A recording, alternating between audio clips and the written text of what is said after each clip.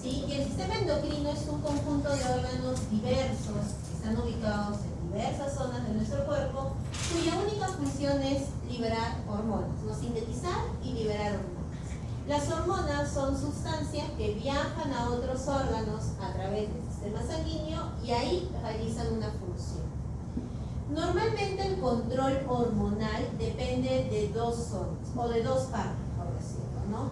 Existe un control hormonal referente a concentraciones de nutrientes en los vasos sanguíneos. Por ejemplo, si falta calcio, ¿qué pasa en nuestro cuerpo? Se activa la resorción ósea para liberar. Muy bien, activamos la resorción ósea, pero ¿gracias a quién? Al aparato A hormonal. una hormona llamada paratormona, ¿no? Pero si ya tengo un exceso de calcio en la sangre, se bloquea y se activa la calcitonina. Entonces, dependiendo de la concentración de calcio en la sangre, podemos liberar paratormona o calcitonina. Entonces, ¿quién regula estas dos hormonas? La concentración de calcio. Pero existen otras hormonas, por ejemplo, si no tomo agua en todo el día, ¿qué pasa con la orina? Se concentra, hay una disminución porque aumenta la reabsorción ósea. ¿Y quién manda esa hormona? La antidiurética, la vasopresina, que está acá, ¿no? Y hay alguien que le dice, oye, tienes que activarte. ¿Quién? El hipotálamo. ¿Sí? El hipotálamo es el centro de control hormonal, pero no de todas las hormonas, porque hay algunas hormonas que van a depender del hipotálamo. Normalmente, ¿qué hormonas? Las que están a nivel de la hipófisis. Y la hipófisis tiene la capacidad de tener o liberar hormonas que controlen otras glándulas. Por ejemplo, a nivel de la adeno se libera la hormona estimulante de la tiroides que afecta ¿a quién? A la tiroides. Entonces hay otro control que es este control, este eje de regularización, que es el eje hipotálamo hipofisial, que es la otra forma de controlar la liberación de hormonas. ¿Bien? Por ende, chicos, este eje hipotálamo hipofisial es muy importante. El hipotálamo es un órgano del sistema nervioso central que, como todo órgano del sistema nervioso central, tiene neuronas. Solamente que esas neuronas, a diferencia de otras neuronas, ellas sintetizan hormonas. Por eso se llaman neuronas o células neuroendocrinas. ¿Ya? Estas células neuroendocrinas, estas neuronas, se acumulan en el órgano en diferentes zonas. Y ese cúmulo de neuronas o de zonas neuronales, ¿no? Donde está el núcleo de la neurona, se le denomina núcleo. ¿Ya? A nivel del sistema nervioso central, que lo van a ver mucho más adelante, este conjunto de zonas neuronales se llama núcleo. ¿Y hay varios núcleos a nivel del hipotálamo? Sí. ¿Cuáles son los dos núcleos que nos debe importar en este momento? El supraóptico y el paraventricular. ¿Por qué? Porque esos núcleos liberan dos tipos de hormonas: la antidiurética y la oxitocina. Y esas dos hormonas no se pueden almacenar acá. Aquí no puedo almacenar hormonas. ¿Qué pasa? Esas hormonas tienen que viajan por sus axones, viajan y llegan a la neurohipófisis. Y ahí se almacenan hasta esperar la señal para que sean liberadas. Por otro lado, la adenohipófisis tienen células que sintetizan hormonas. Y esas células pueden ser acidófilas, basófilas, que ya las vamos a ver. Bien, entonces, cuando hablamos de conexión, chicos, a nivel del hipotálamo, ¿quién tiene una conexión directa con el hipotálamo? Posterior, o la neurohipófisis. Porque los axones llegan hasta la neurona. ¿Quién tiene una conexión indirecta? La Adeno. ¿Por dónde tiene una conexión? A este nivel tiene una conexión a nivel de vasos sanguíneos. Aquí hay una gran cantidad de vasos sanguíneos que permiten conectar el hipotálamo con la adenohipófisis. ¿Ya? Muy bien, eso se llama el sistema porta hipofisial. Es importante porque va a ayudar a conectar, a relacionar la adenohipófisis con el hipotálamo. ¿Por qué?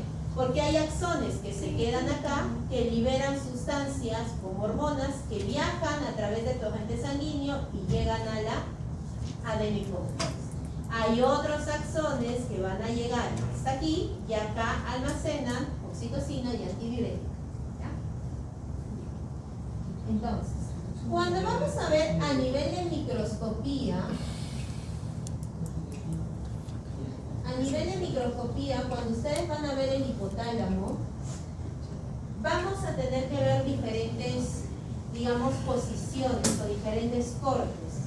En el sistema nervioso, chicos, acá no hablamos mucho de un epitelio simple, que luego existe una submucosa, que hay una mucosa, no. Aquí, más que todo, buscamos núcleos que están relacionados con una posición anatómica. Y eso depende también de la zona del órgano. Por ejemplo, si estoy hablando de la zona anterior, de la zona media, de la zona posterior. Dependiendo de la zona, aparecen unos núcleos y otros desaparecen. ¿Ya? Como esto es más que todo visual, es más que todo anatómico, debemos tener ciertas estructuras que nos permitan identificar. Por ejemplo, a nivel del sistema nervioso central hay espacios. Estos espacios se llaman ventrículos. Y a nivel del hipotálamo existe un ventrículo que está justo central que se llama tercer ventrículo. Entonces, justo al tercer ventrículo y al lado de ese tercer ventrículo, en un corte anterior aparece el núcleo paraventricular y el núcleo supraórtico. Pero si voy a la zona media del órgano, como que ya no están, aparecen otros núcleos. Y si me voy a la zona posterior, otros núcleos más. ¿Ya? Entonces, ¿cuál es el núcleo que sí o sí tengo que no perder el foco? Estos dos. Los demás lo verán en su momento. Síndrome. Entonces, si viéramos una lámina histológica, no tenemos, ¿no? Pero tenemos esta imagen. Entonces, esto es hipotálamo. Este espacio que ven viene a ser el tercer ventrículo, que es la estructura anatómica que me ayuda a identificar dónde están los núcleos. ¿Por qué? Porque como habíamos visto en el dibujito, ¿no? Al lado del tercer ventrículo aparece el núcleo paraventricular y abajito el núcleo supraórtico. Hacemos un zoom a esos núcleos, ¿ven? Todo esto vendría a ser el tercer ventrículo. Al lado el núcleo paraventricular y por acá el núcleo supraórtico. Si pudiésemos hacer un zoom mayor, ustedes van a ver que estos son somas neuronales. Son un conjunto de cuerpos neuronales, de somas, núcleo y citoplasma. Nada más. ¿Qué función tienen estos somas? Producir, sintetizar la antidiurética y la oxitocina. Eso es, chicos, hipotálamo.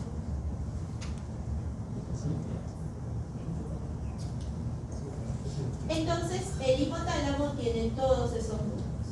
A nivel de la hipófisis, la hipófisis tiene dos lóbulos, la adenohipófisis y la neurohipófisis. La adenohipófisis tiene tres zonas. Una zona donde está llena de células llamada pars distalis, una zona que está al centro llamada pars intermedia y una zona que envuelve como una manito, la pars tuberalis. Por otro lado, la neurohipófisis tiene también tres zonas, pero normalmente hablamos de dos. Tenemos la más pronunciada, la pars nervosa, y lo que conecta el tallo neural o el infundíbulo, y esto que parecen con eminencias, no están las eminencias, que normalmente no las tenemos. Hablamos del infundíbulo y de la pars nervosa. Entonces, cuando nosotros vemos una imagen de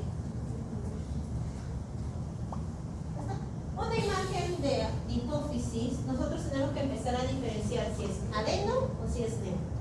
La adenihipófisis va a verse llena de células y las células pueden tener tenido el citoplasma. Es un conjunto de células con su citoplasma. En cambio, la neurohipófisis se ven líneas, como rayitas, que son los axones. Por ende, esto viene a ser adenihipófisis y esto vendría a ser neurohipófisis. Ahora, ¿qué porción será? Esta de acá, que está llena de células, es la pars distalis de la adenihipófisis. Y esta zona media, que ven como unas especies de esferitas, viene a ser la pars intermedia de la adenohipófisis. ¿Y esto? Paz nervosa de la neurohipófisis. Muy bien. Entonces, al hacer un zoom en esa pars histalis, nosotros vamos a ver diferentes tipos de células. Existirán células que se colorean, ¿no? Donde su citoplasma se tiñe, y otras células cuyo citoplasma no se colorea. Las células que se van a teñir se llaman cromófilas, porque se tiñen. Cromófilas. Las que no se tiñen se llaman cromóforas. Por ende, esta de acá vendría a ser una cromófoba y esta cromófoba. ¿Qué más tiene la pars histalis? La pars histalis tiene vasos sanguíneos, acá hay capilares, ¿sí? Capilares en abundancia. También va a haber fibras de tejido conectivo laxo que ayudan a realizar el soporte de la célula. Bien. Ahora, ¿por qué estas células no se colorean pero estas sí? ¿Qué tendrán de diferente en su citoplasma? Gránulos. Muy bien. Las células que se van a colorear tienen gránulos llenos de hormonas, gránulos de secreción. La célula que no se colorea no tiene gránulos de secreción. Por ende, una célula que no se pinta, una célula cromófoba, puede ser una célula que esté inactiva, que en este momento no necesita esa hormona, por ende, ¿para qué va a producir la hormona? ¿Para qué va a tener gránulos? Está inactiva. O puede ser una célula que también ya liberó todos sus gránulos, ¿no? Dijo, ya, vayan, llévense toda la hormona que tengo, ya no tengo más gránulos. Entonces, una cromófoba es una célula que no tiene gránulos de secreción. Una cromófila sí tiene gránulos de secreción. Y esa cromófila a veces puede teñirse morada en una coloración de hematoxilina bocina o puede teñirse rosada. Si se tiñe de una tonalidad morada, sería una basófila. Si se tiñe rosada, es una acidófila. Si estamos viendo otra coloración, también va a pasar lo mismo. Por ejemplo, si vemos una tricrómica, en una tricrómica la basófila es más azulada y la acidófila es roja. ¿Ya? Bien. Ahora, ¿por qué esa diferencia? ¿Por qué algunas van a ser basófilas y otras acidófilas? ¿Qué cambia? Cambia el tipo de gránulo que tiene, cambia el tipo de hormona que está produciendo, la naturaleza química de la hormona. Por ende, las acidófilas pueden ser dos tipos de células, una somatotropa o las mamotropas o lactotropas. Las somatotropas liberan hormona de crecimiento. Las mamotropas o lactotropas, prolactina. ¿Quiénes existen en mayor cantidad? Las somatotropas. Mientras que las lactotropas o mamotropas están en menor cantidad y suelen ser inactivas muchas veces, ¿no? Porque la prolactina, ¿cuándo se requiere? Cuando una mujer está en proceso de embarazo, lactancia materna. ¿Y si nunca? Las basófilas, chicos, pueden ser tres tipos: corticotropas, tirotropas o gonadotropas. Las corticotropas liberan ACTH, las tirotropas TSH y las gonadotropas FH o LH.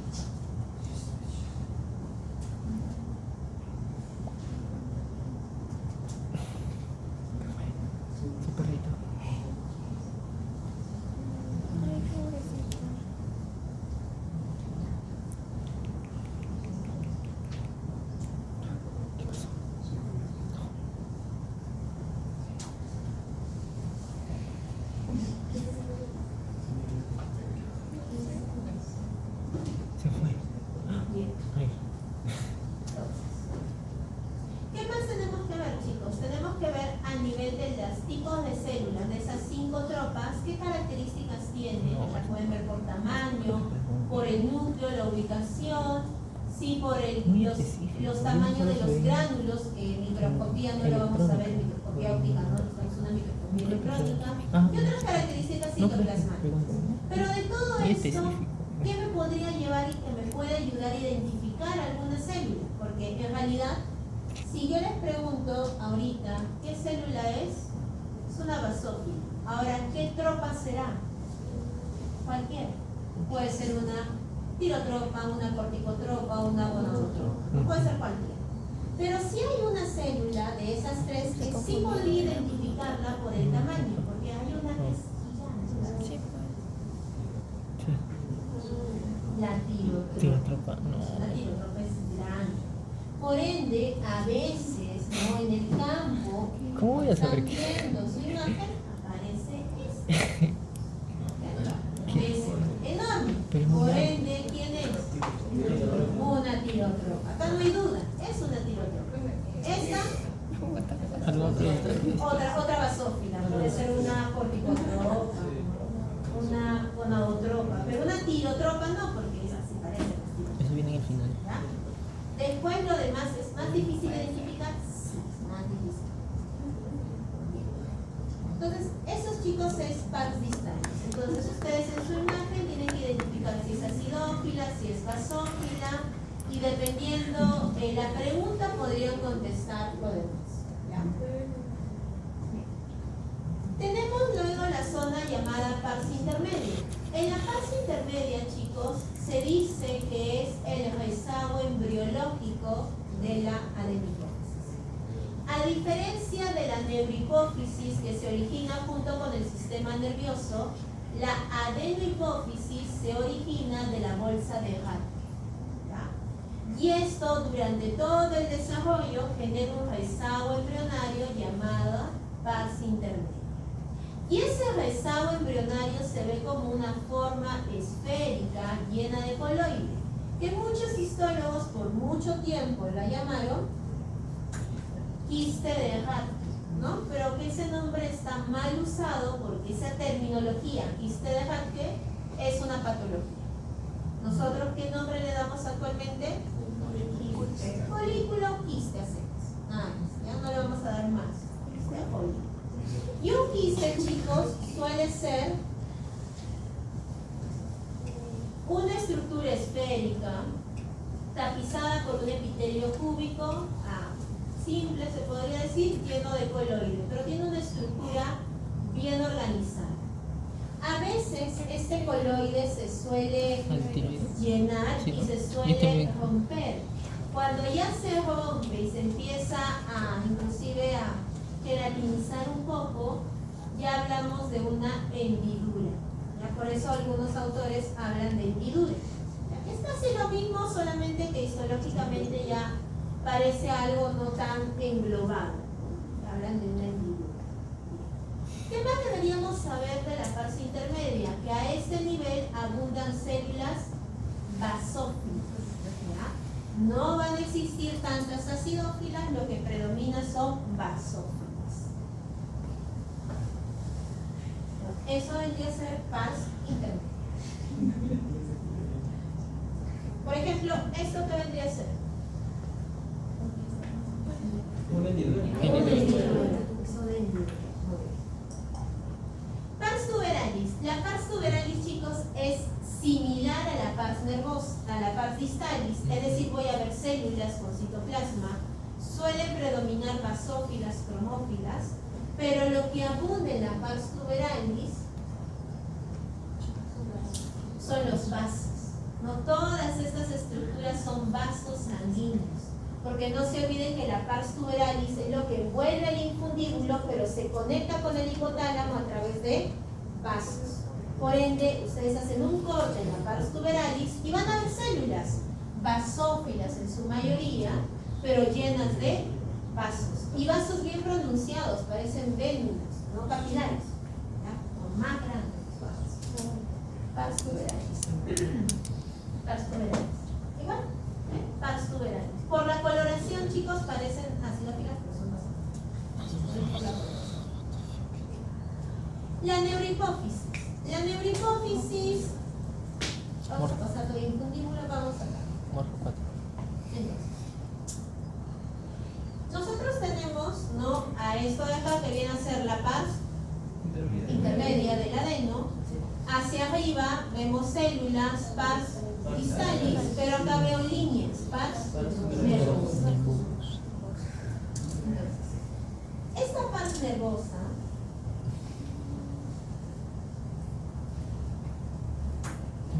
pars nervosa está llena de axones, ya fibras nerviosas, axones amielínicos, que vienen ¿de quién? De los núcleos supraópticos y paraventriculares que están en el hipotálamo. Esos axones viajan a través del infundíbulo y llegan a la pars nervosa. Y ahí el axón le aparece una pancita, una dilatación llamada cuerpo de Henry, donde se almacenan las hormonas. En esa dilatación almacenamos las hormonas. Por ejemplo, ustedes pueden ver acá una pequeña línea y acá ven una dilatación más pintadita. Esa vendría a ser un cuerpo de Henry. Lo mismo acá, ¿ven? Un cuerpo de Henry. Muy bien. Vamos a dar mayor aumento. Y en ese cuerpo de Henry van a ver que acá se almacenan las hormonas, ¿ya? Acá está lleno de gránulos de secreción. Y como es parte del sistema nervioso, esta porción de la hipófisis, las células que lo acompañan son como glías, pero esas glías toman un nombre: pituicitos. Entonces todas las células que ven acá son pituicitos, ¿ya? Entonces aquí van a ver axones amielínicos y pituicitos. Esa es la pars nervosa. ¿Y el infundíbulo qué va a hacer, chicos? El infundíbulo va a ser igual, axones, ¿sí? Y células o núcleos de células que son pituicitos. Pero como en el infundíbulo es el paso de axones, ¿no? En el infundíbulo pasan tantos axones que los axones en conjunto se ven como si fueran brochazos. Como si alguien hubiese venido con una brocha y hubiese pintado, ¿no? Se ve un grupo de axones. En cambio, en la pars nervosa, los axones están como más separados, hay más espacio. ¿Qué más tendrá el infundíbulo? Tendrá vasos también. También hay vasos, ¿ya? Entonces, de esa forma ustedes pueden identificar el infundíbulo.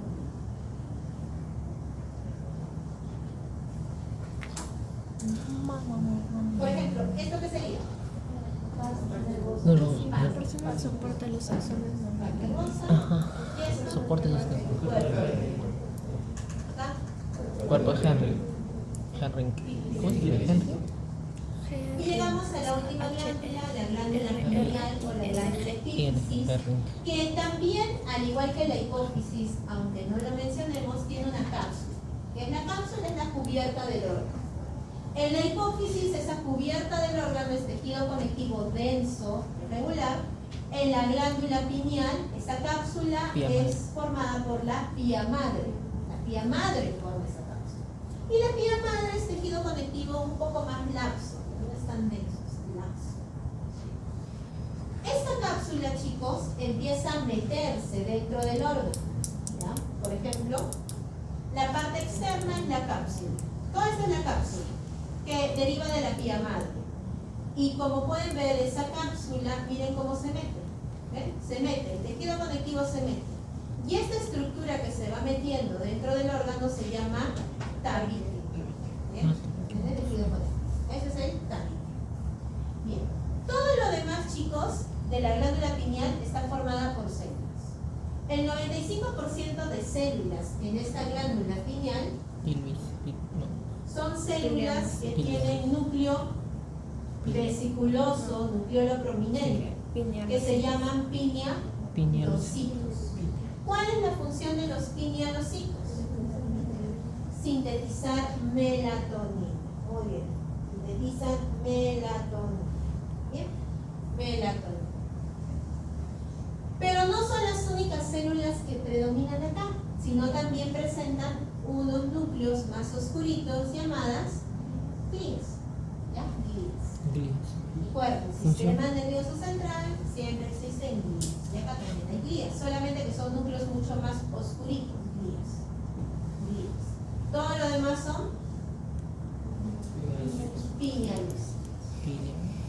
Estos pinealocitos quinerocitos, por su actividad metabólica, suelen dejar algunos restos celulares que suelen ser carbonatos y fosfatos de calcio, los cuales se empiezan a acumular formando estas estructuras que se ven como una piedrita llamada Arenilla. Cuerpos arenados. O arenilla cerebral, cuerpos arenáceos también, tienen varios nombres. Y estas arenillas cerebrales, como son producto de los desechos de este órgano, conforme pasan los años, ¿qué va a pasar con estas arenillas? Van a aumentar en tamaño y en número. Entonces, mientras más años tenga la persona, más arenillas van a tener. Y como pueden ver, las arenillas ocupan espacio dentro de la glándula. Por ende, ya no existen muchos pinealocitos. Por ende, una persona adulta mayor, ¿qué No puede pasa dormir. con la síntesis de melatonina? Disminuye, porque como Entonces no puede empiezan a dormir. abundar estos cuerpos o estas arenillas, ya no hay tanto espacio para los pinealocitos, por ende la melatonina disminuye. ¿Qué pasa entonces? Insomnio. Insomnio. Por eso sus Ah. abuelitos Oh, Ay, soy yo. no tienen fiebre. no, pero al contrario, el profesor se duerme y se duerme en clase todo el día. Tiene somnolencia. Entonces, eso sería todo. Ese va en contra de la regla. Ahorita